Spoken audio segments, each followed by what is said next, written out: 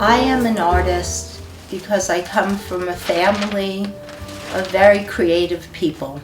My parents were immigrants. My mom was born in America, but she may as well have been born in Italy. My dad was born in America. I do paintings, drawings, and prints because there's something within me that wants me to express what I'm feeling and thinking, and they're different mediums.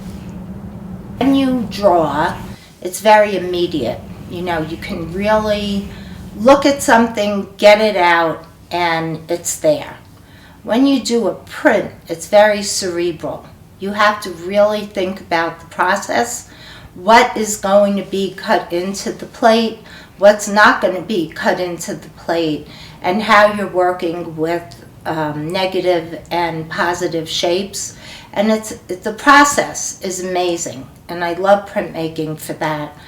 Painting, on the other hand, is a whole other thing. And I love painting because I believe my strength is as a colorist. And I love color.